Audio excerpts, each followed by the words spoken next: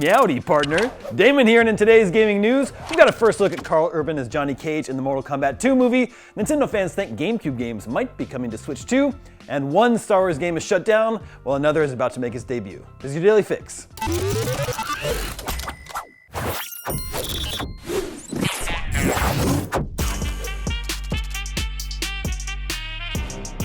We finally got a first look at a number of new characters set to appear in the Mortal Kombat 2 movie.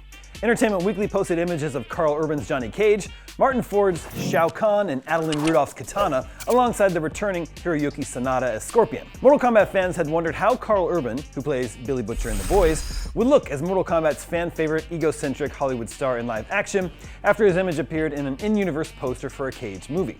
In the photo, we see a fresh-faced Urban with Cage's trademark hair and sunglasses in a typical martial arts pose. In the background, we see Ludi Lin as Liu Kang, Mikad Brooks as Jax, and Jessica McNamee as Sonya Blade. Entertainment Weekly published a quote from Mortal Kombat developer NetherRealm's Ed Boon on Johnny Cage's appearance in the sequel. He said, "His integration into the Mortal Kombat story and universe is a big part of what this movie explores. He's a washed-up Hollywood guy thrown into this magical, ultra-violent thing. Karl, his depiction of Johnny Cage is different than our games in some ways.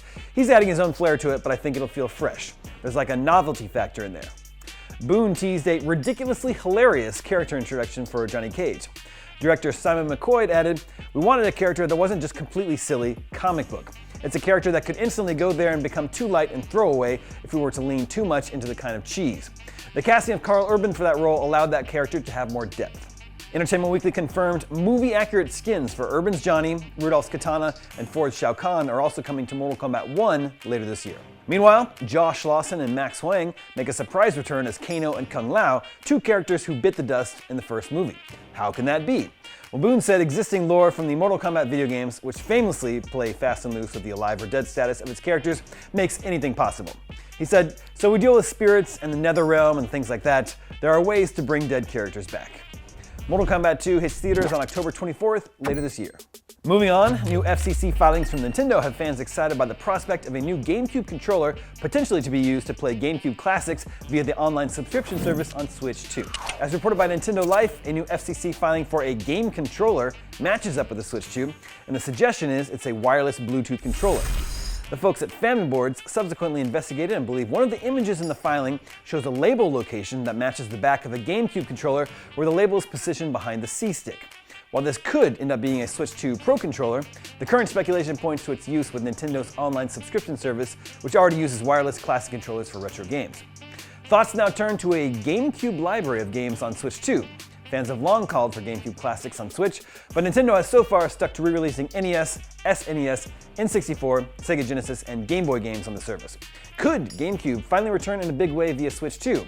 While we wait to find out, Metroid Prime Remastered offers a wonderful dose of GameCube goodness on the Switch. And finally today, Star Wars Hunters publisher Zynga has announced plans for the game to be shut down entirely just 9 months after it was released, and appears plans to launch a PC version are scrapped. The free-to-download team-based battle arena game launched on Nintendo Switch and iOS and Android last June. We gave it a 7 out of 10 and said Star Wars Hunters' lighthearted PvP fun is like a party at the Death Star, impressive for a bit, but probably not a place you'll want to hang around for too long. It seems the review was prescient, as Zynga announced that after careful consideration, it had decided the final content update for Hunters across all platforms will be released on April 15th, with the game remaining playable until October 1st, 2025. Here are the details. On March 25th, Season 5 will be extended by 3 weeks. Zynga will rerun events and shop bundles, and the ranked season will also be extended, giving players more time to hit Kyber 1 rank. On April 15th, the game's final content update will be released for free, and in-game purchases will be disabled. New support hunter, Tuya, will join the game as part of the final update. Tuya will be available for all users immediately at no cost, along with a slate of additional in-game content. Zynga will continue to run a final ranked mode leaderboard for players to compete in and run all battlefields and game modes in rotation. And then on October 1st, online servers will be officially shut down and Star Wars Hunters will no longer be playable. There's no mention of the PC version, which was announced to launch on Steam in early access form this year. Its Steam page now includes a notice that the game is no longer available on the Steam store. Back in November, Yaron Lavin, Executive Vice President Games at Zynga, said, "The success of Star Wars Hunters on mobile and Nintendo Switch devices has led to our decision to expand the game to PC. This is something our community of fans have been asking for, and we are very excited to welcome even more players to Vespara. This moment also marks a milestone for Zynga as we bring one of our games to PC for the first time." But as one Star Wars game is sunset, another rises. EA's turn-based tactics game will be revealed at Star Wars Celebration 2025. The untitled Star Wars strategy game was announced in early 2022 as in development at BitReactor, a studio composed of Firaxis Games veterans best known for the work on the XCOM franchise.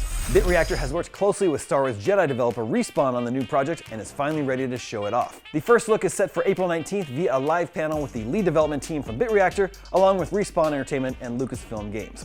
We know next to nothing about this game, neither in which Star Wars era it's set, nor the exact nature of its gameplay. But, given it's being made by former developers of XCOM, it seems reasonable to assume something along similar lines, drenched in all things Star Wars, which sounds awesome. Respawn is of course also working on the third game in its Star Wars Jedi trilogy, though I wouldn't expect it to turn up at Star Wars Celebration this year. Respawn was at one point working on a third Star Wars game, an untitled first-person shooter rumored to feature a Mandalorian protagonist, but it was cancelled as part of a major EA shakeup that saw around 670 staff lose their jobs. Elsewhere at Star Wars Celebration, Lucasfilm will offer a sneak peek at the Mandalorian and Grogu movie, due out May 2026, and a first look at Star Wars Visions Volume 3. And that's your Daily Fix for Monday, March 17th. Happy St. Patrick's Day. Now that you're caught up on the news, watch this collection of every Assassin's Creed trailer ever. It's over an hour and a half long. I'm Tim Hatfield, and for all your video game news, stay tuned to IGN.